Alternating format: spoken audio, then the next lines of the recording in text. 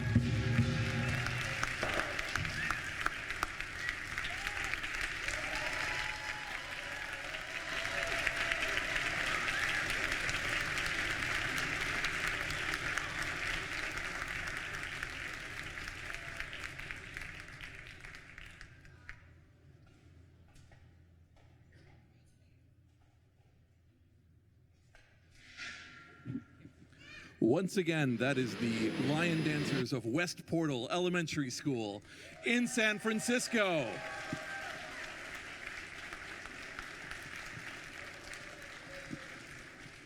Hello, welcome to the great room. And it is truly a great room. How many people, this is your very first time at the internet? Wow, well, welcome. And you bet you didn't know that the internet was made like this. So here you are in San Francisco, in the Richmond district. My name is Jason Scott, and I'll be your MC tonight. If you don't know who I am, you're going to find out. This is the internet. This is the internet back in 1997, an art project to show all of the internet, 2 terabytes worth. It's a beautiful piece of work. Unfortunately, a little bit outdated. Behind you, those glowing boxes are not just for decoration. Each one of those columns, there's 6 of them, has about 3 petabytes of information, 3,000 terabytes. And every time you see a blinking light, somebody is having a good time. Somebody's having a wonderful time. They're connecting to the Internet Archive. So you are living within the walls of this archive.org website.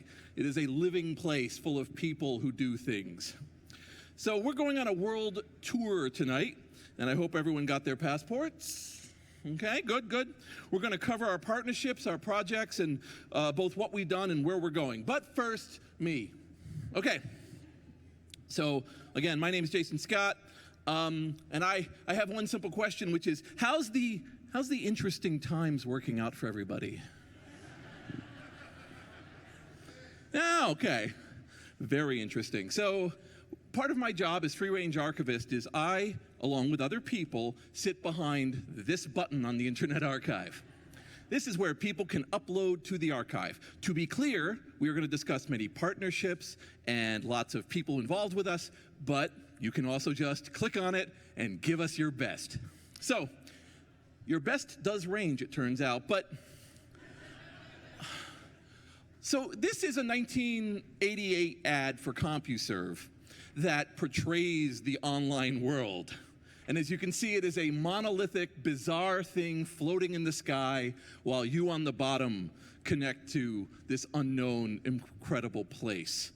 I don't know how well that worked out, but it is sure pretty to look at. It's actually a little bit more like this. I had somebody upload 47,000 Japanese electronics manuals.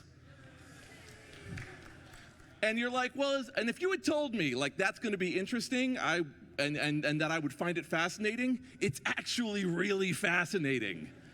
It's this beautiful insight into, like, culture and items that they don't sell here, and imagery and the idea of, you know, buying things. It's amazing. But maybe that's a little bit too mainstream for you. Maybe you need to know about the entire Skylight catalog culture of the last 30 years. All scanned in and readable, browsable, you can search within them. I don't know why you would do that, but if you really wanted to, and you get educated along the way when you learn about natural light dome materials and what they do. So anyway, yeah, so, okay, life's weird, huh? This is a Western Electric. Now I'm gonna have to quiz the oldies. Everyone know who Western Electric is? I expect, Okay, Western Electric was a company that made phones that you could murder people with. If you don't hear in mystery novels anymore that he was beaten to death with his phone, but in the old days you did. Well, Western Electric was the manufacturing branch of AT&T. And so they were a separate, but not really, separate company that made all of the electronics, and they had all of the research. And they produced a house organ that looks like this and is a beautiful, idealistic view of what office work is. I just love this because it's just, they're trying to describe this software. This is just software developers, but it's meant to show how the entire, we don't do this anymore. So that's like the beauty, right? That's the beauty that I see. And then I get stuff like this.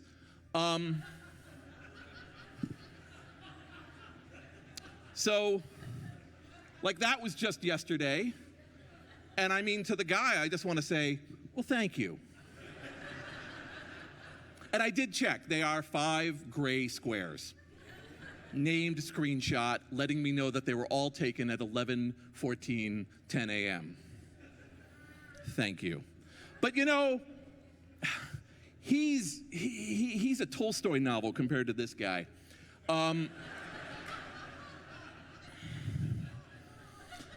I think a little bit about this every day. It's the Voynich manuscript of the Internet Archive, that's all I'm saying. And you know, so part of the point is that when you open up your floodgates, you get a whole bunch of stuff in the flood. And some of it is weird, some of it is strange. Now somebody uploaded this historical pamphlet from the 40s. Or I should say, well, the 60s really, this one. And it's about the great news you're gonna hear about UFOs. Now the UFO Review is one of 10,320 UFO newsletters that we added this last week. From the Archives for the Unexplained in Sweden. And it's got all the big news. And before you start doubting, I want to point out there's a little thing underneath their name, and what it tells you is that it's the world's only factual flying saucer newspaper. So step off. Okay, I found it for you. I saved you time. And then you get stuff like this. And so what this is from an anti-immigrant pamphlet of 1942. And you don't have to look too hard. It's not nice. Its basic idea is that there's an American family in the center of the US who all go like this, and boats from every port come, and it's awful, and we must do something. It's destroying it. And I get this, I'm just gonna point this out because in all of hate, you can still find some weird humor. Of all the groups, this one got me, the Lend-Lease people. And I'm just like, that's a heck of a boat. that's a heck of a boat to show up. But it's that repetition, the fact that we have this information here for you to know that this once existed and to find where there are values that keep getting pushed back in and back in and back in. That's the mastery of knowing about the past. And so we... So I have several titles here. So we used to worry about, like, in the days of the murderous phones, we used to really worry about, like, is enough information coming in? This was a thing we were worried about. Like, are we going to get all the news? Are we going to get all the information? We're less worried about that now. We're certainly living in a world where we're not too, like, if you really want to do something today and scroll endlessly, we got it for you. It's set. Information is coming in. That's not the problem. Maybe the problems have changed, right? Disinformation, separating well-made lies from less spectacular facts. The thing with truth is to make it work, you need reference, you need solid sources, and you have to have help sometimes in finding sense to it all, right? So we think we can play a part in fixing that here. Through the Wayback Machine, our collections of media and works, and our virtual stacks, and most of all, our jaunty and positive attitude. We can be a vanguard at the Internet Archive to guarantee the continued access to knowledge, reference, and information that might otherwise be at risk or disappear. So tonight you're going to hear from a variety of folks, all about projects from all around the world that we've been up to. We're going to tell you where we're headed, where we've done this last year, the partnerships, maybe an award, where the archive's headed, and most importantly, that we intend to stay and persist.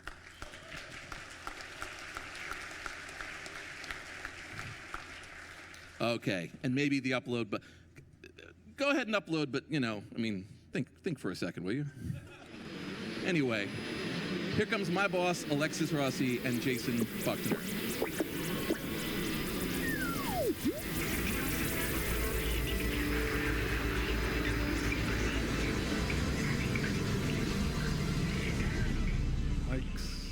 Hi. Welcome, everybody. Thanks for stopping by. I'm going to bum everybody out by talking about politics now. You're welcome.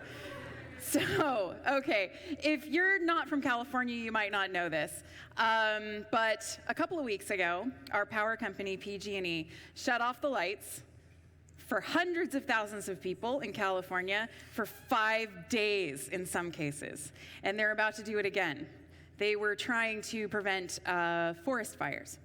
But if you're anything like me, one of the things that you did a couple of weeks ago is you looked into your emergency kit to make sure you had one of these.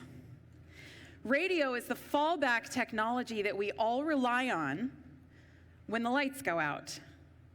But it isn't just some dinosaur. Actually, radio is the #1 method of mass communication in the world. And that's particularly true in developing countries. So that makes sense, right? Because it's free to listen to the radio, the equipment is cheap, it's portable, and you don't need electricity, as we all found out. So one of the things that really concerns us here is that radio is still really important, even here in the United States. Its reach is second only to television, actually. 93% of us listen to the radio every week. In comparison, 81% own a smartphone. So it's still really important, but it's also ephemeral. Local shows might not be archived or they might not be accessible. If something's controversial, that show might just disappear. And if you want to do research across thousands, tens of thousands, hundreds of thousands of shows, you absolutely cannot do that right now. It's just impossible. So that's why we've started building a radio archive. Yeah. We are recording 24 hours a day from stations all around the world. But it turns out that recording the radio is really just the first trick. And what actually has to happen is we have to make it accessible in bulk for everybody to search across and actually be able to do any research whatsoever. So we are building a prototype, or rather we'll build a service. And right now we have Jason Buckner, who has built a prototype that he's going to take you through. He's one of our software engineers. So I'm going to turn it over to Jason. Thank you. Thanks, Alexis. Hi, I'm Jason. I'm the user interface engineer on the Radio Archive project, and I'm really happy to show you the first real public look of this big Radio Archive project that we've been working on. We started recording radio in 2016 with 100 radio stations from 5 different countries. Over the past 3 years, we've expanded to now recording 1,100 radio stations from 34 countries in 40 different languages. That amounts to nearly 10 million hours of radio recorded every year. That's a lot of radio, but that's really just the first step. What we really need to do to take it to the next level is make that content searchable. So what we've done is, over the past few months, we've been developing algorithms and running all this audio through transcription services to create really high-quality transcripts of all of this radio that we've been capturing to make this useful for when you go to search for it. And right now, I would like to show you a quick live demo of the interface that we've been building to search for this. So this here is the Radio Archive search page. As you can see, we've got a few searches, but I'm going to do a search for, let's say, immigration, since it's usually hot on people's minds for radio. So we can see the searches, and not only do you get to see the searches, but you can also see in context some of your where your search results end up, to give you a quick preview of what you're going to be listening to. So what I'm going to do is I'm going to click into this KTSC 650 AM from Sacramento so we can actually take a look at the radio player interface. This is the radio player. It has a bunch of useful tools for playing back through radio. Up at the top, you notice we have playback speed, which lets you control the audio speed if you want to listen to it faster or slower. You can jump forward and back through time. We have a scrubber bar to jump throughout the program, a search bar, and of course, the transcript. The transcript allows you to interact with the program in a myriad of powerful ways. Not only are you getting to listen to the audio, but you get to scroll through the program and actually see what the announcers are talking about. So let me clear this out real quick and just give you an idea of what we can do with this. So I'm going to scroll through here and just pick a random spot. And anywhere you click in here, you can... Mr. and Mrs. America who had a devastating bill and couldn't pay the rent anymore. There's help for people like that. They generally take it and they get back on their feet, and I'm more than happy to help them do that. We're not talking about the profoundly mentally ill. If they are, listen, that's almost unsolvable, but we're trying as hard as we can, and they have 100. So that's an easy way to jump around through the program, but I mean the real power was, what was that search term we were looking for? We want to find out about immigration. So let's take a look at that search again.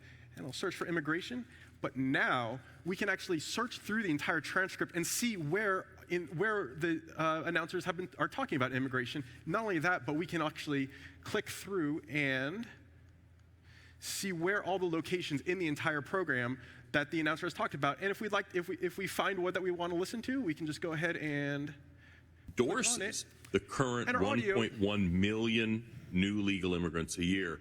And even a little cut would at least have acknowledged that there's potentially problems in a modern society like ours in taking in more than 1 million people every year from abroad. So we're very excited about getting this technology out to you. This is just going to be a short preview, and we're going to be announcing this service in the near future. We're still putting the finishing touches on it, and we're really excited to show you what we've come up with. Thank you, and back to you, Alexis.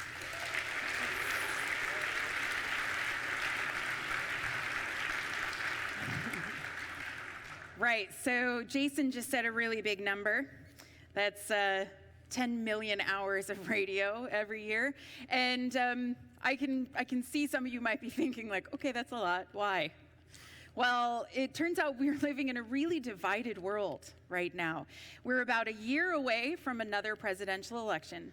and we know that radio played some part, at least, in the last one. If you look at where people are getting their news, on the right, conservative talk show radio hosts. On the left, you're tuning into NPR. And if you listen to the events of the day, how they're represented across this spectrum, becomes clear. We are living in very different worlds. On August 3rd and 4th of this year, there were 2 mass shootings in El Paso and Dayton, Ohio. Depending on what you chose to listen to, this is what you heard. U.S. President Donald Trump spoke to the nation today in the aftermath of horrific mayhem in which gunmen killed 29 people in 2 attacks that occurred in a 13-hour period. Violence. Now is the time to set destructive partisanship aside. So destructive. Well, you can write the scripts, can't you? You know exactly what was going to happen next. There would be the usual political reaction. Senior Democrats blaming President Trump saying he's doing more than any other president's ever done in terms of gun control, and so on and so on. Nancy Pelosi already calling for gun control. Never let a tragedy go by without pushing for something politically. We have a president who made his career politically on demonizing Mexicans. And he is encouraging this. He doesn't just tolerate it, he encourages it.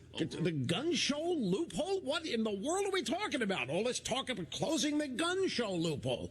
It's nothing more than the left seeking again to advance their putrid ideology on the backs of a bunch of just, unfortunately, dead people. I just hate it. Really, Bernie? How about the Satanist who took up arms in Dayton, Ohio, who loved you and wanted to vote for you last time? Some people in the crowd started to shout during DeWine's remarks in protest. Here's what they said.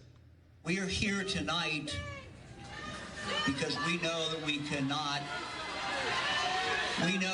cannot ease the pain of those families who have lost someone. We also know that we want to do something. Every time we have one of these shootings, people say maybe this is going to be the turning point. Maybe this is the time that people are going to stand up and do something about it. And, you know, a week later, it's another city, another killing, different group of kids. Even if you're a Republican, you're supposed to oppose gun safety laws, and if you're a Democrat, you're supposed to support them, and that's just wrong. We're all in this together, and it's time that we started looking for solutions together.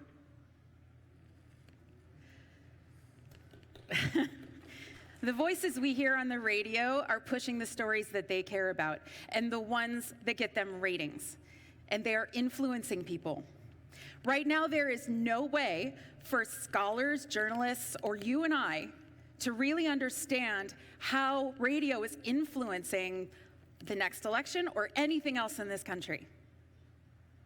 That's why we're building this service. If we can examine what is being said, if we can fact check it, look at it in bulk, do data analysis on it, maybe we can start to understand this, wrap our minds around it, explain it to the American public, and, you know, in some small way, maybe create a better democracy for it. Thank you.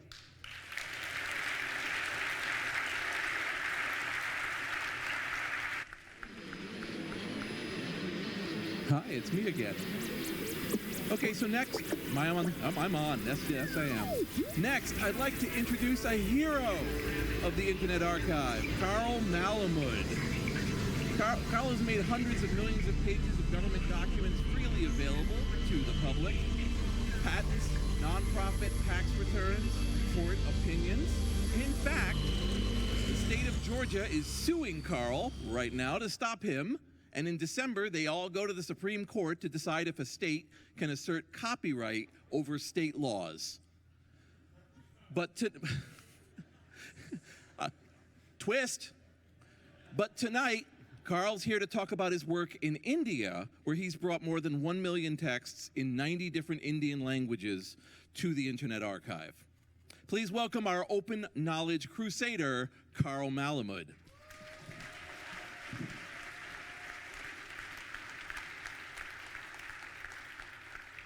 Good evening. We still don't know who burned the Library of Alexandria. Perhaps it was Julius Caesar who was trysting with Cleopatra, but feared an attack from her brother Ptolemy. Caesar set fire to the wharves to prevent enemy boats from landing, and that fire spread to warehouses that kept books, and maybe it also burned the library. Even if Caesar did not destroy the library, other invaders came and went. There were more fires, and we know a few hundred years later, this magnificent temple of knowledge was gone. In India, the great libraries of Taxila and Nalanda had been destroyed by then. The world was entering a bad time. India turned onto itself. Europe descended into poverty, intolerance, and ignorance. It was the Dark Ages. But in Arabia, the great Abbasid caliphs built the House of Wisdom, the Grand Library of Baghdad, which kept knowledge alive. The texts of Greece and Rome and India were translated into Arabic, they were copied, and they were expanding. The Hindu numbering system was adopted by the Arabs. Indeed, you probably know them as Arabic numbers. And that was then expanded into new knowledge, a breakthrough, Al-Khwarizmi's seminal algebra, a book whose title means a reunion of broken parts, what we now know of as algebra. The great translation movement in the House of Wisdom preserved the knowledge of the ages. Those texts went back to India, and they also went to Spain, where the Moors had invaded Andalusia, which was the coal that was stoked into a fire. Western scholars moved to Andalusia. They learned Arabic just so that they could translate the works of Aristotle and Archimedes into Latin, but also the great medical, astronomical, and mathematical treatises of the Muslim scholars. This was how we got our Renaissance in the West. The Renaissance only came to be because the West stood on the shoulders of the Arabs, who in turn stood on the shoulders of the ancients. Those giants don't walk the earth, but they live in our libraries. It was by the replication of knowledge that knowledge was preserved. Today, we have a new house of wisdom on the internet. The Internet Archive is the largest public library on the net, a vast trove with millions of books, video, audio, a complete archive of the web, and so much more. The Internet Archive is more than a temple of knowledge. It is a platform that we may all stand upon. It is a library that belongs as much to the readers and learners and developers of the world as it does to the amazing staff that keeps the archive running. This is a new kind of library, one that can unleash the great untapped potential of the internet. Universal access to all human knowledge is the great promise of our times, and the Internet Archive is making that promise real. In India, we are using the Internet Archive to house copies of the official gazettes, the newspapers of government. We are using external sources to add optical character recognition in Indian languages to make them searchable. Our volunteers, who go by the name the Servants of Knowledge, are crowdsourcing better metadata on books. We are scanning scads of important materials in our facility at the Indian Academy of Sciences and with our partners throughout India. We have posted 19,000 Indian standards, which are being used by millions of students. We are making the entire scientific corpus available for non-consumptive, non-commercial text and data mining. The Sermon on the Mount teaches us to earn thy bread by the sweat of thy brow. The Bhagavad Gita says those who do not sacrifice for the greater good eat stolen bread. Bread labor was central to Mahatma Gandhi's philosophy. Bread labor means you should do something every day by the sweat of thy brow. When you think of bread labor and Gandhiji, a picture no doubt springs to mind of Bapu and his spinning wheel making khadi. By empowering the people to make their own cloth, the Mahatma was battling the colonization of his country by the Raj. What you may not know was that before Gandhiji started to spin, bread labor for him was printing. At the Phoenix Ashram in South Africa, everybody had to typeset every day. The dissemination of knowledge was their bread labor. He spread knowledge to fight colonization. Today, it is knowledge itself that has been colonized. Scholarly knowledge corporations function as a latter-day East India company. Scientists are the new indigo farmers shipping their raw materials off to journal factories in England, then forced to purchase high-priced finished goods in the form of lockdown journal subscriptions. What is Sci-Hub but an unlicensed salt factory on the edge of the ocean of knowledge, operating in defiance of this knowledge rush? There are many factories on the edge of this ocean of knowledge. It is one of the miracles of the internet. All too many of them, though, are corporate concerns. But there's also a public factory, one operating at scale. The Internet Archive is also built on these shores. The Internet Archive scans millions of books in its huge scan centers in Hong Kong and the Philippines. Volunteers throughout the world scan and upload. It is a tidal wave of knowledge. Scanning is the new spinning. The increase and diffusion of knowledge is bread labor that Gandhi would instantly recognize as public work. Knowledge is not some corporate asset. We cannot own knowledge. We can only be trustees for the benefit of all humanity. If we wish to combat the colonization of knowledge, if we wish to create a house of wisdom, if we wish to realize the great promise of our times of universal access to all human knowledge, this will not happen without you. This will only work if we all do bread labor. We must, of course, thank Brewster Kahle and the staff of this gorgeous edifice they have built.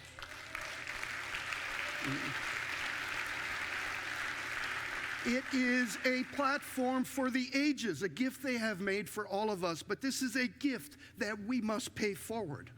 You can scan, you can code, you can upload, you can contribute in any way you see fit, but you must act, for the future of knowledge is up to you. It is up to all of us. If we want to see an internet archive that lasts for eternity, we must be the library we wish to see. Help save the world, be a librarian. Help make universal access to all knowledge a human right. Thank you very much.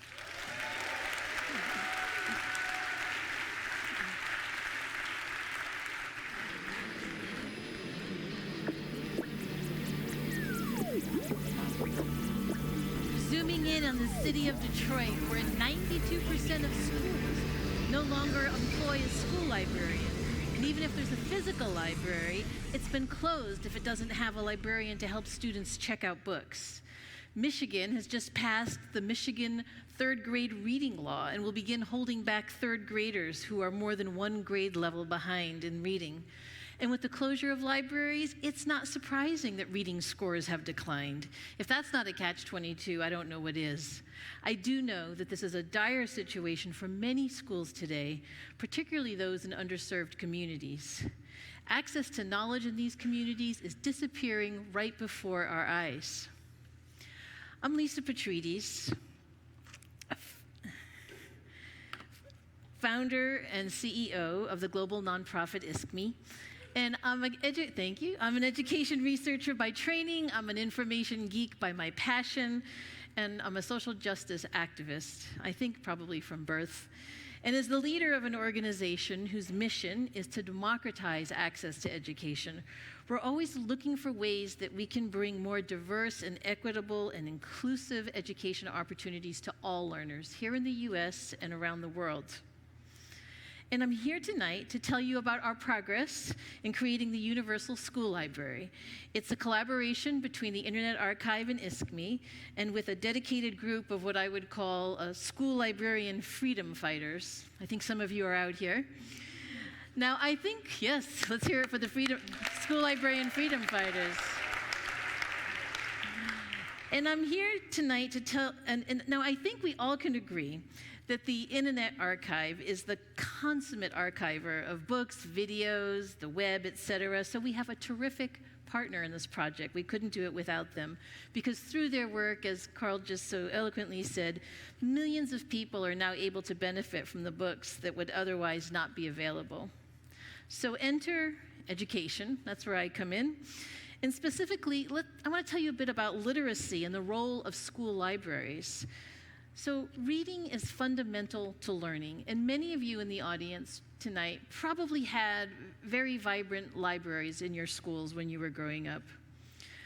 But the problem is that students today without access to libraries, they lose that opportunity to develop their inquiry skills, their media and digital skills, their literacy skills across all areas of studies. They're less likely to read, they're less well informed, and we have lots of evidence that backs that up.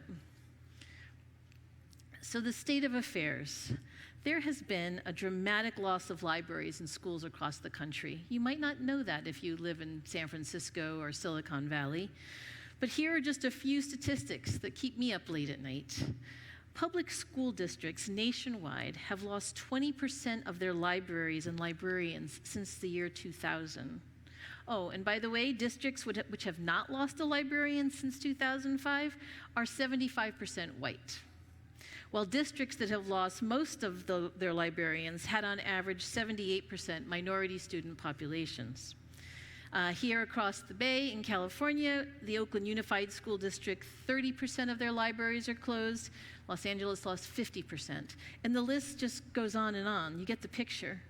The result is that public schools across the nation, particularly those in underserved communities that have already experienced gaps in funding, are seeing a negative impact on literacy and on learning. When money's tight, eliminating school libraries has become the norm. So is blaming students for their own underpreparedness, known as the achievement gap in education. With school libraries endangered in this way, who loses? Well, these communities do for sure, but all of us for certain. So if you remember one thing from this tonight, it's that the loss of access to school libraries has a direct negative impact on literacy and learning. So what are we doing to address that? The Universal School Library, it's a project that we currently have a prototype of with 2,300 books, and we've started at the high school level, but we'll add books for all grades as we go along. And our goal is to curate 15,000 high-quality, accessible titles, which will then be available through controlled digital lending. And if you were at today's Library Leaders Forum, you heard a lot about controlled digital lending, but for now, let me just tell you that it's basically if you own one, you can lend one. That's the model, and it's being implemented in many public libraries throughout the country and soon to be school libraries as well. Now, the Universal School Library prototype, you can search it today by reading level and also across three main areas, academic literacy, cultural literacy and humanities, and also career and vocational literacy. So this work is really leveraging the Internet Archive's ongoing book scanning initiative in partnership with ISKME and with school libraries and as well as with public libraries. Now, important to this work that we've been doing for the Universal School Library is that we made a decision to really address diversity, equity, and inclusion in our curatorial approach to the Universal School Library. So this means, for example, we're developing questions such as, is the book authored by persons of color? Are there main characters who are people of color? So exploring these kinds of criteria through an equity lens, we're hoping that what it will do is enable students, teachers, and librarians to begin to build a shared vocabulary to talk about race, power, and privilege as an integral part in increasing the academic and cultural literacy that we need so desperately in our schools. In building the library, we have great recommendation lists to build from. You might have heard of Marley Diaz. As a 12-year-old girl, having been frustrated by the lack of diversity in books that she had been reading in school, namely not finding females with role models, so there were no black females in these books, she launched a movement to showcase black female lead characters, and it's called 1,000 Black Girl Books. I think she's 14, maybe going on 15 now, and I believe she has now curated about 10,000 books, which she has committed, absolutely. And of this first 1,000, we have about 300 currently titles in the Universal School Library. But she is committed to ensuring that all school libraries have access to these books, public libraries, and I know that she's going to be working with the Internet Archive to ensure this happens here as well. So I want to leave you just with sort of a simple notion. We have school libraries being closed in droves. We have states passing legislation that holds back students if they're not reading at a third grade level.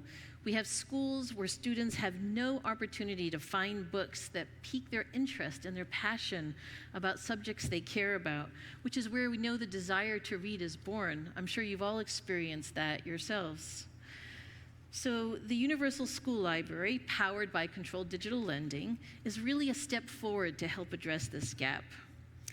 With an initial planning grant from the Kahle Austin Foundation last year, we assembled a very diverse group of school librarians from across the country, from Charlotte, North Carolina, to Detroit, Michigan, to San Francisco, and we began by just asking the simple question: if we could create a universal school library, how would we begin to select and curate it? And so what you see today is really the first step in accomplishing that. How can you help? That's why I'm here. One book at a time. You can sponsor a book to be scanned and made accessible. There's some links about that we'll post. Librarians out there, come help us catalog the collection. It's a lot of work to get metadata enhancement, to develop these kinds of criteria that the metadata currently don't contain. And let's just get this done. So make a donation of any kind, earmark it to the Universal School Library, and let's get a good school library in the hand of every child. Our future depends on it.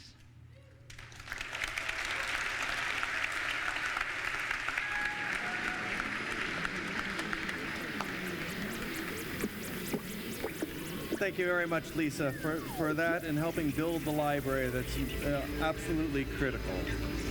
I'm Brewster Kahle, founder and digital librarian here at the Internet Archive. Welcome.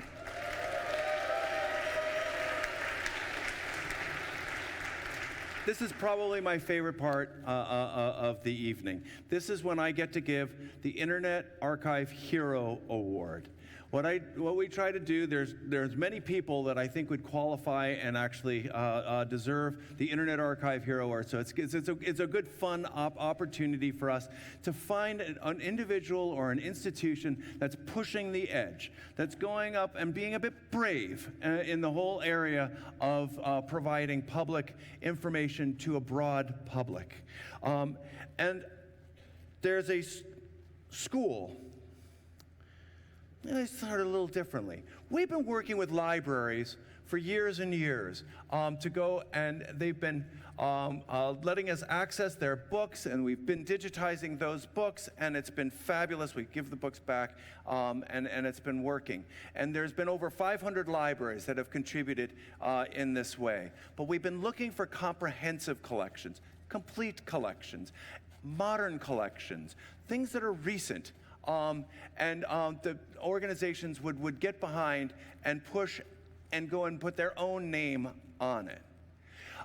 We've been really happy to work with one of the top, most elite prep schools in the United States that has gone that big step to go and say that the library that has been built for their students, and frankly, in paper, their students alone, they want to open that collection, digitize it, and offer it to the world.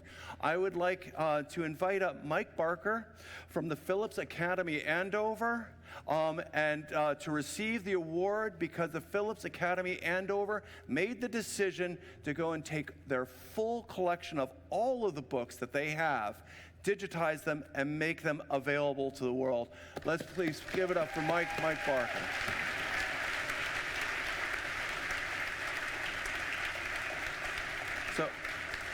So Mike, I'd like to present this. We made it into a book. I think it's fairly, and the 70. That's my entire library right there. There's 70,000 books were made available to the Internet Archive that this week we've just finished digitizing the whole set. We put them onto these We put them onto these hard drives so that they can be put back in the collections, but for preservation, but also for the blind and dyslexic, maybe research purposes of the computer kids that are Phillips Academy Andover. But the real life for these are now on the Internet Archive, and they're being lent out to kids everywhere. Thank you very much.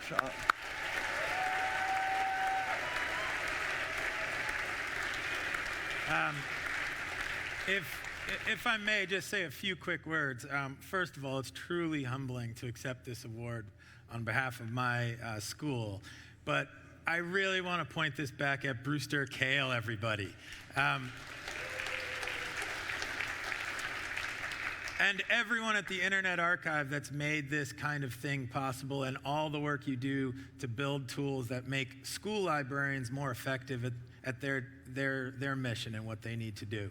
A quick story, though, on Brewster Kahle's visit to my school and why this man deserves so much thanks. In 15 minutes, he had pinned my legal counsel. He was only on campus for a half hour. In 15 minutes, he had pinned my legal counsel near an elevator, doing a literal elevator pitch, explaining what controlled digital lending was. And I'd say within a week, we were signed. We were ready to go. Sir, thank you for your vision.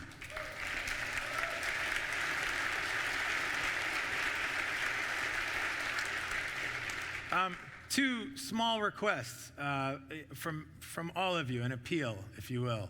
The first, especially in the backdrop and context of what Lisa shared, advocate support for school libraries. Obviously, I come from one that's fairly well protected resource-wise.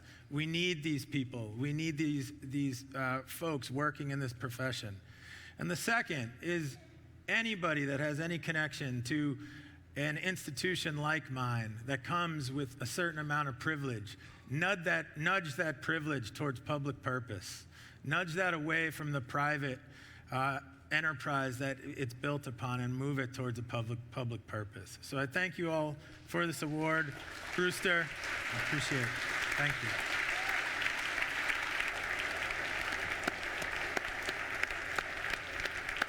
Indeed, a hero librarian, really going and putting out his organization to be the first complete school library on the internet. Now is our moment. We are in a moment on the internet, and I would say that moment is now that requires some bravery and some leadership. I think there's a sort of feeling that the web is betraying us, that the web is not on our side, that it's not ours anymore. It feels alien. It feels like we're running with fake news, we're not in control, there's privacy issues and the like. Let me tell a story. For me, this started 3 years ago. It started with the last presidential election in the United States. And no matter who you wanted to be president, I would say almost everybody would agree the whole process was a train wreck. The whole thing just didn't work very well at all. The journalism system basically didn't function terribly well. There's riddled with fake news, sort of hypes, all sorts of distractions. There's a lack of confidence in the voting machines itself. The primary system also didn't work very well. If you take foreign interference in the American election system, or even the behavior of a lot of large tech companies, I think we have some real trouble out there. And just after that election, I did what I would do and sort of confused as to what it is we should do next. I had dinner. I'm a member of a group we call the Exec Director Club of some of the open nonprofits in the Bay Area. And I said, it's time to have dinner. So I asked the head of Wikipedia, the head of Mozilla, the head of Electronic Frontier Foundation, Public Library of Science, Freedom of the Press Foundation. I invited them to dinner here at the Internet Archive a couple weeks after the election. I said, what the heck? what just happened there? I'm not quite sure how responsible our organizations were, but I really also didn't know where we should go from here. And I said I'd put our organization, the Internet Archive, on the table. We have an army here. What should we do to help make the web work better? How should we make the information system work better? And it was an open question. And through this evening, Catherine Maher, the exec director of Wikipedia, said something that chilled me to my spine. She said she was worried the truth might fracture. The truth might fracture. So that sounds horrible. What does this mean? She said Wikipedia is built on the idea that on any particular subject, consensus will arise. That we'll be able to go and figure out, there'll be pushing and shoving, but it'll stay and sort of will arrive at a consensus. That's how Wikipedia works. She's worried that it might fracture in 2 or 3 or 4, that we won't be able to arrive at what is something we can all agree upon. This sounded pretty horrible. I mean, I thought about it. I mean, where do we turn when we actually want something that is true? By the millions, we use Wikipedia. The idea that Wikipedia might be under threat in some way or another was kind of horrifying. So I thought, okay, let's try to figure out how we might be able to. I said, how would this happen? And she said, citation wars. I'd never heard that term, citation wars. Citation wars. So behind every Wikipedia article, there's people pushing and shoving as to what assertions should be in that Wikipedia article. And it's based on footnotes. It's based on what they're citing and the weight and the vettedness of those citations. And Wikipedia rules are such that one of the factors towards figuring out which ones should stay are which ones are clickable, which ones you can go and actually click on and go to. And we know that a lot of the best, most vetted information that we have are in things like books. And those books are often not linkable, or if they are, it's behind paywalls. We've got all sorts of problems, or journal literature, or it's not online in the first place. So it wouldn't be even available to the Wikipedia contributor community. So I said then, 3 years ago, I said, okay, we're going to help solve that. The Internet Archive is going to dedicate ourselves to let's weave millions of books and web pages into the millions of pages of Wikipedia. Let's go and do what we can to solidify Wikipedia. And I'm here tonight to report on how it is we're doing towards that goal that we set out 3 years ago to do. So here we have the scene. We have Wikipedia, which is the free encyclopedia. It allows you to go and edit these things. How can we go and help them? The first thing we did is we started to look at the web links that go from footnotes to other web pages. We had been going and preemptively archiving every outbound link for a few years, but we hadn't gone and woven them back into Wikipedia. Mark Graham went out and started working with the Wikipedia community to go and work with them to get it so that a robot would be allowed to go and run over every article, test the links, and if they point to something that's gone dead or has changed significantly since it was originally cited, to go and augment or change that link from that broken link to a fixed link to the Wayback Machine. And tonight I'd like to announce that we're now over 10 million links fixed in Wikipedia.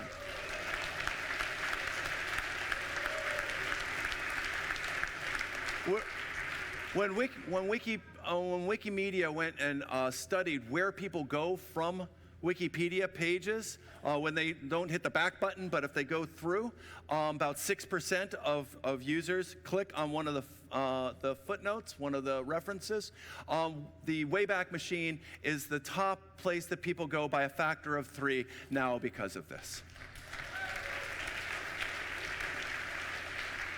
We said, let's go further. What can we do to go and make the books links and the journal article links work? So let's take books. So the vision was, we sort of did this mock-up. It's like, okay, what if we were to take a page like the Martin Luther King page and go through and find at the bottom of this page what were all the books that were linked. And it turns out there are about 100 different books that were linked, and we only had about 30 of them. So we actually went and bought a bunch more of them, and we scanned them, and then we linked them in to the footnote page. So if you hover over a link and it has a page number, you click on it, and it just opens the book right to the right page. That was our vision, and that sounded really great. Could we get that done? So we started working with our robot that was fixing links and the Wikipedia communities to go and try to make it so that they'd accept this robot running over their encyclopedia to go and put in these links. And tonight, I would like to announce that we've now put in 120,000 links to over 40,000 books in the Internet Archive.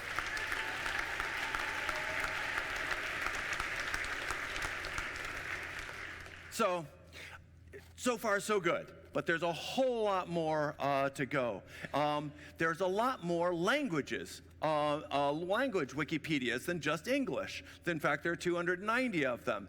And just in the last 2 weeks, we've now signed up the Arabic, Hebrew, Bosnian, Greek, and there are a couple more languages that have said yes to having this robot, and we've now already put hundreds and now thousands of books into their Wikipedias and linked them in, so worldwide it's starting to work.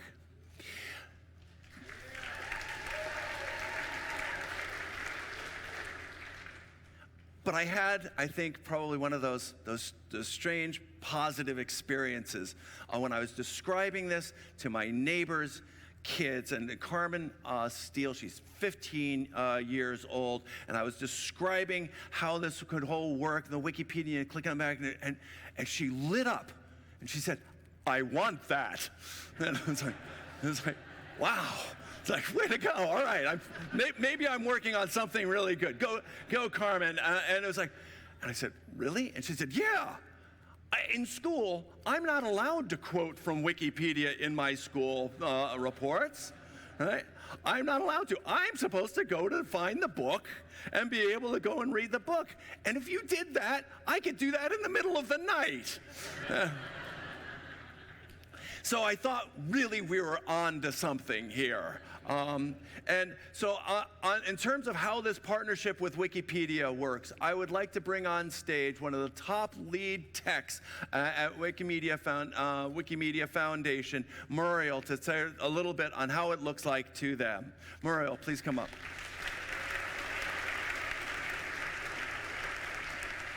Thank you. Thank you. All right. Yes, so I'm Muriel. I'm a software engineer and tech lead at the Wikimedia Foundation, and we operate Wikipedia. And I am here to say that Wikimedia and Wikipedia loves Internet Archive.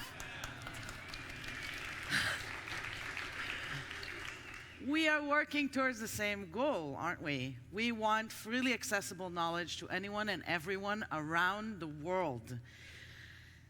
But we don't just want knowledge out there. We want verifiable knowledge. We want facts, real facts. We want truth. We want to make sure that people can access knowledge that is correct and that is verifiable. We want to make sure that we do that, especially in our current times, right? I thought you would enjoy that one.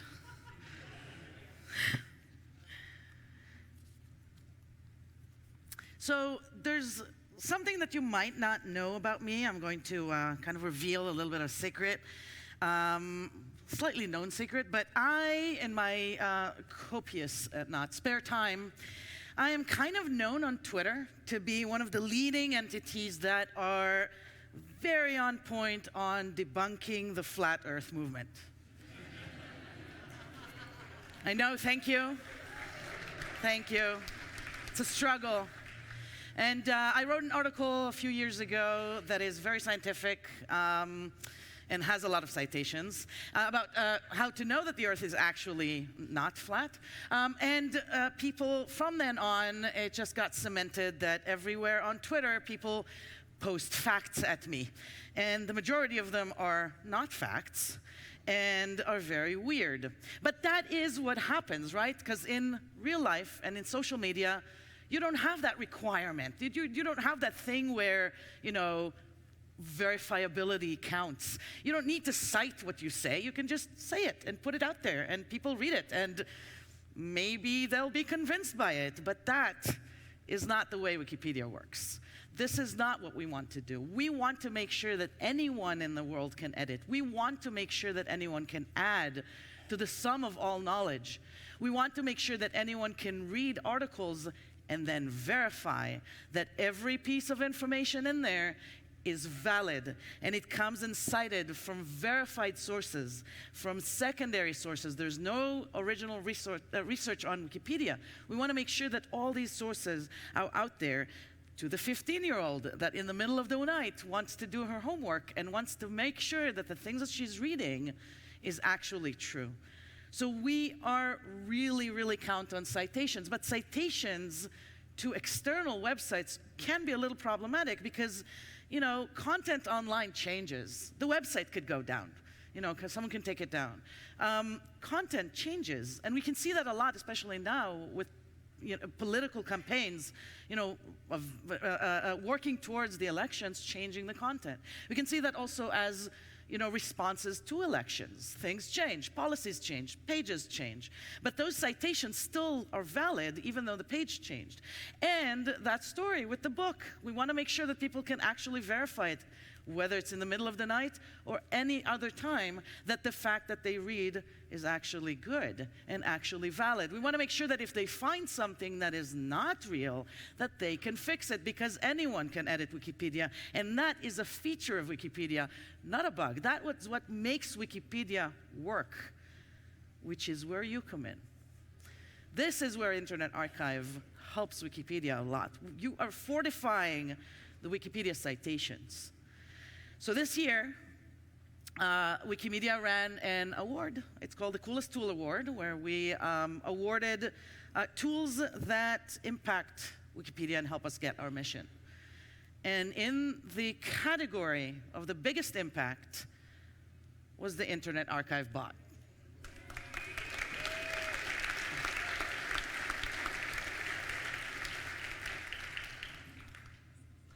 It was created by Maximilian Dor with Stephen Belbach. It operates and edits in 38 Wikipedias, including many languages and more coming. And in Wikispecies and Wikidata that are being referenced also within our wikis. And it scans the content and helps us validate these situations of the wikis, of the citations that might not be there anymore. So the first thing the first example that I show you kind of heard about. This is a case where we want to make sure that content still stays there and is accessible. And this is with the Wayback Machine. So in this case, the bot went in. We call this thing a diff. So this, you can see what the bot actually added in. So you can see that the bot went in. And in this case, it's a CNN article. And it made sure that there is a link to the Wayback Machine on the date that this is cited. So not only do we have the content that is being cited, we also have it in the correct date. But this is the super exciting piece. This is the new thing that is now being added that we are very excited about. This is where the bot goes in and adds references and links to books directly to the page. And this is really important. This is how you don't need to wait for a library to open physically necessarily in order to validate the fact that you're reading right now on Wikipedia. This is where you can know right at that moment if that is correctly cited or not. And if it's not, you can fix it.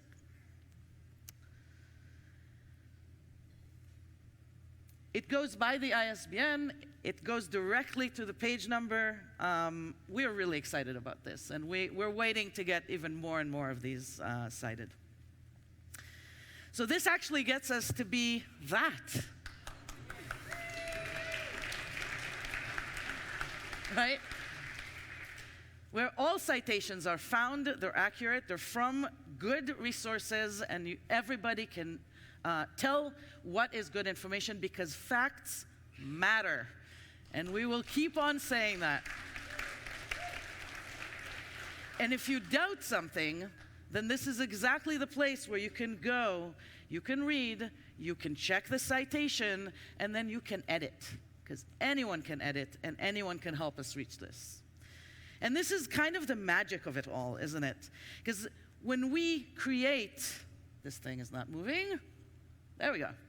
When we create these tools, when these tools are built, when we share them around, this is where you enable and empower people all over the world to share and use and verify the knowledge everywhere. And this is the power that makes Wikipedia and Internet Archive and knowledge in general stay solid and stay true forever. So thank you very much, Internet Archive and Wikipedia. Thank you.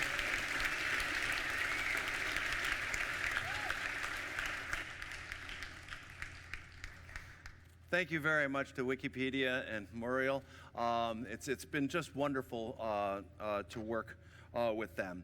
So we wanted to scale this up. We had the distribution partner of your dreams. They're the number 5 website of all websites. People are consulting with Wikipedia all the time. It's fantastic. So we went and started to look at the books that we had in our collections to figure out, were these the right books? And so we looked at the books over time that we had, and it turns out we were doing really well up to 1923. If you want to learn anything about before 1923, we're right there with you. But then, crash, right? We're missing the number of books. That line should continue to go up, and it doesn't in our collection. It goes way down. If you want to learn about things that happened during the 20th century, the Internet Archive, unfortunately, had not scanned an awful lot of it. A lot of it was missing from our collection. So we said, okay, well, what do you do? I mean, what do most of us do when we turn to try to find books that we don't actually have? We turn to Amazon. So we looked at Amazon, and there was a study of their collections of books that are available new, and it goes up great until 1923 and then crash. So not even available in Amazon are these books.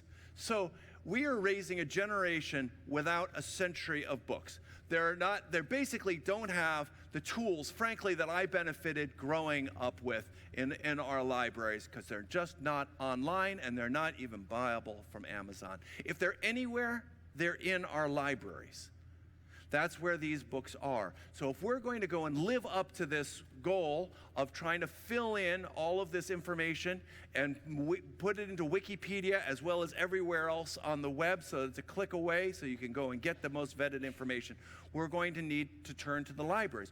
Fortunately, we've been working with libraries all of these years, but they've actually been very slow at providing access to things that are post-1923. That's one of the things that makes Phillips Academy Andover almost unique in our world, is really putting forward complete collections that go all up to the current day. So where can we go and get these? We're continuing to work with libraries that are coming along. We wanted to go faster, and we thought about some of our partnerships that have been sourcing books to us, and we thought about our good friends at Better World Books. Better World Books is one of the 3 biggest used bookstores in the United States. You may have bought books from them on Amazon, scrolling down and looking at the used books. You can buy things from Better World Books. But there's a couple things you may not know about Better World Books. Better World Books was one of the first crop of companies that became B Corps. When there were 29 companies that became B Corps, which is when they have a mission-oriented corporation, not just about profit. They were one of the first 29, and they've stayed true to that. And they, over the years, have been donating thousands of books to the Internet Archive. Another thing that you may not know about Better World Books is almost all of their books come from libraries. So libraries buy books all the time. They're about 20% of the whole book market in terms of going and paying for books from publishers and authors. But they have too many books, and they don't need as many books over time of particular subjects after they've gone through their popularity curve. Maybe they only need fewer copies. And they often give those books to Better World Books that then go and resell them or give them to nonprofits or recycle them. So we went to our friends at Better World Books and we said, can you help us? We want to go and scale up. We have this ability to go and link things into the internet. We want to go forward and do this. Would you go from giving us thousands of books to millions of books? And to answer that question, I'd like to ask the CEO of Better World Books, Dustin Holland, to come up on the stage and answer the question.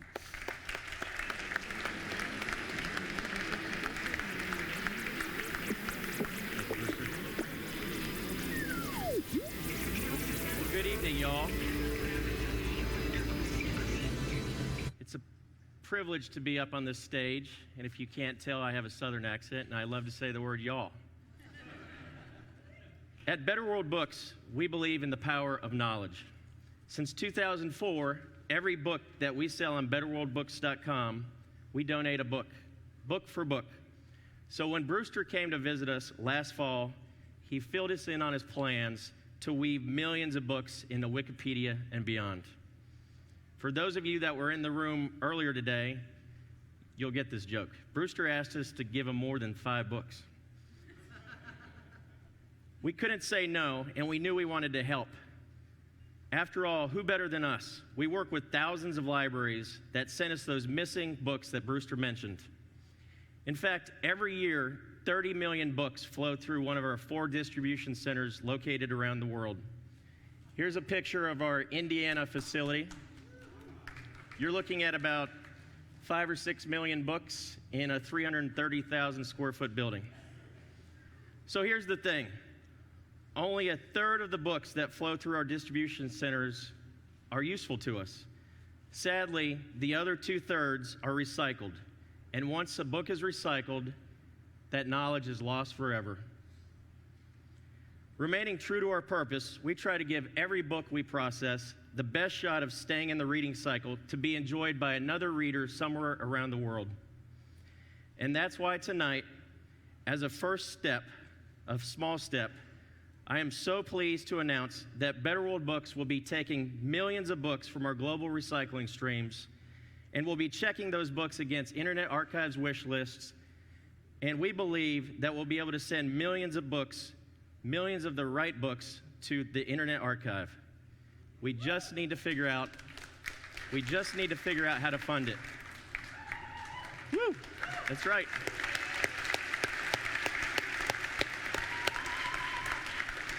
So I've worked at Better World Books for 15 years, and it's not been easy to maintain a mission-driven used bookstore, especially in the age of Amazon.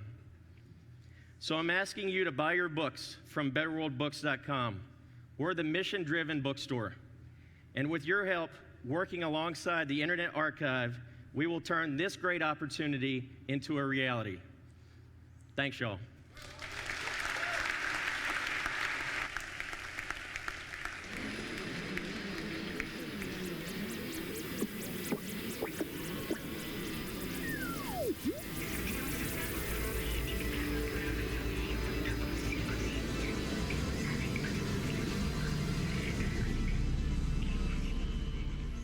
Good evening.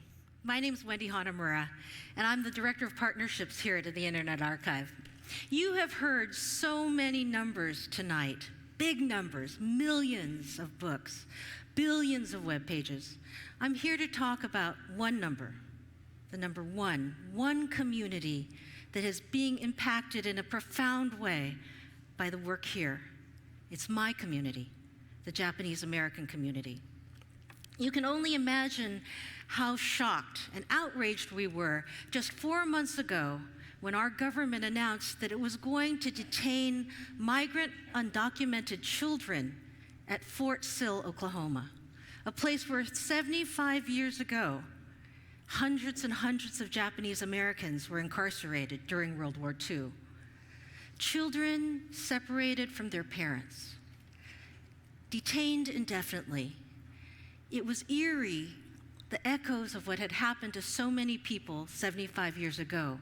And we wondered, how could this be happening again when the people who lived through this, who were behind barbed wire, were still alive to give testimony to what had happened? People like this woman, my mother, Mary Tuchia Hanamura. She was just 15 when she was incarcerated in this camp in Topaz, Utah. Of course, my mother was not alone. There were 12,000 people incarcerated at Topaz, including all of my grandparents, my paternal grandparents, who spent 3.5 years in this tar paper barrack. That's where they were in the fall of 1945 when my father, Sergeant Howard Hanamura, came to visit them after being shot in Italy fighting for the U.S. Army. So this experience, this piece of history is deeply personal to me. It matters so much to our community that this experience live on, the knowledge of it live on for generations to come. Now, I have a son. This is my second son, Kenny. He's a recent college graduate. And you can only imagine how happy I was to get this text. Now, they only text you these days, right? They never call you. And they never punctuate their texts. But Kenny texts me, "Do we have a copy of No No Boy at home? I'd like to read it." See, No No Boy is one of the seminal novels of the Japanese-American experience. To understand the bitterness, the pain of that experience, you have to read this book. But Kenny belongs to this generation for whom if a book isn't online, if it isn't digital, it's almost as if it doesn't exist. So that is why I am so proud to announce this new collection, the Digital Library of the Japanese-American Incarceration. 520 of the best books about this experience. We have done this work with that cutting-edge cultural heritage organization based in Seattle, Densho, and it was funded by the Department of Interior National Park Service. How good is that, right? So now Kenny, with just a click of the button, can check out No No Boy. But here's the thing.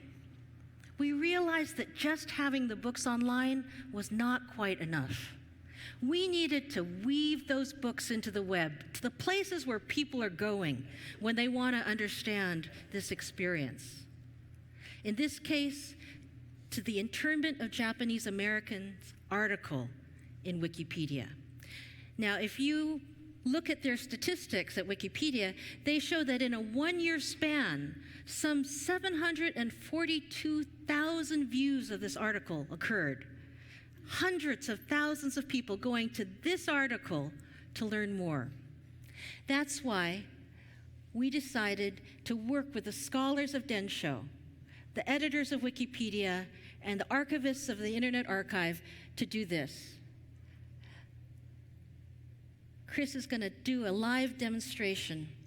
This is the article, and you see hundreds and hundreds of citations. Well, now when you find a book, you can actually click on that book, and it will take you right into the Internet Archive where you can find the book. Many times, very, very rare copies, hard to find books. And you can flip through it. You can check it out. You can dive deeper. And where there is a page reference, it will take you exactly to that page. So why is this so important to us? We know that just as there are Holocaust deniers today, tomorrow there will be internment deniers. We know that someday it will be a question. Maybe this was good for them. Maybe it was for their own benefit. Maybe it was to protect them. And we want to make sure that in future generations to come, it is uncontestable what happened, that the facts of what happened will be woven right into the web, right into Wikipedia. My mother is now 91 years old. I know that there will be a day when the people who lived behind barbed wire no longer walk this earth. And that is why I am so proud to be part of a team with Wikipedians and libraries and Better World Books, because we are working together to make sure that all of the facts, all of the context are right there in the web where we need them to be. I want to make sure that every scholar, every journalist, every reporter, every reader in the future understands that the Japanese-American incarceration happened, and we can never let that happen again. Thank you.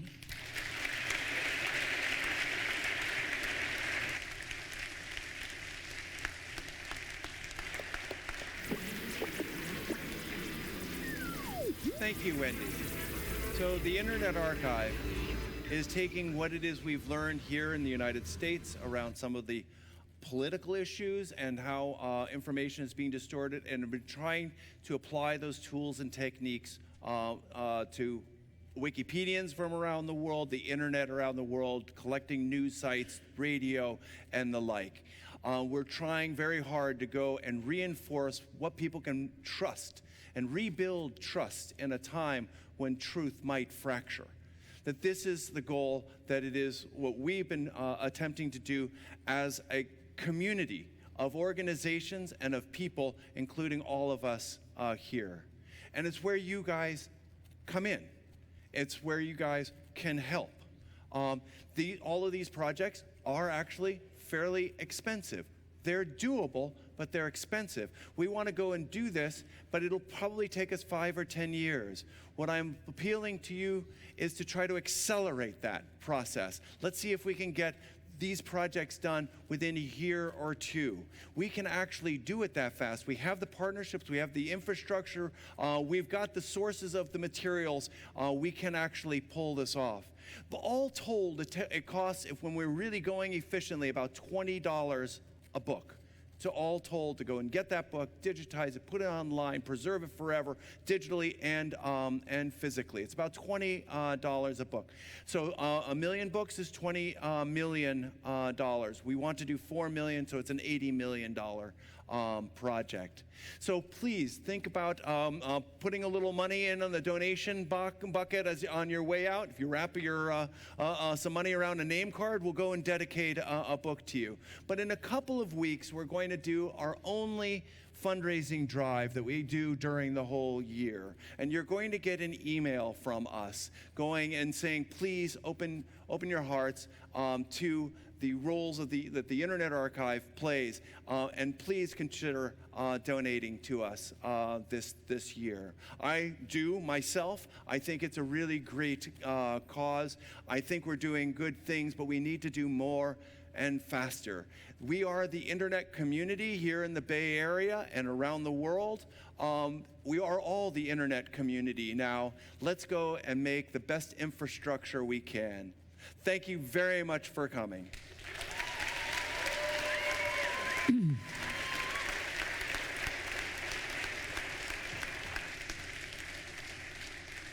So did we get interesting times tonight? Interesting? Okay. Okay, well, the fun is not over, but there was one thing I usually say every year, and for the new people, I always like to explain it.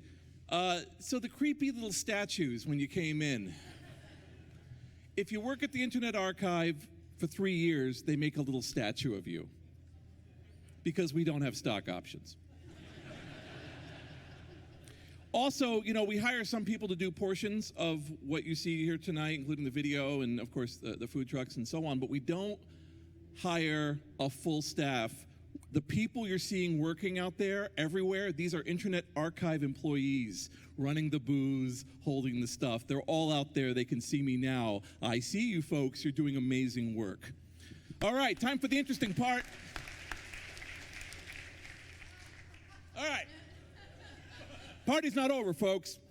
The night is not over. There's still a lot of fun to be had. Oh, I'm sorry. Do you need that for a photo? Okay. We have a live DJ outside. We have a VJ, Jeffrey Allen Scudder. He's doing a beautiful visual feast along the wall over there. The game tents are open. We are serving dessert. So feel free to go downstairs and enjoy dessert. And we have one special little giveaway or give for a donation.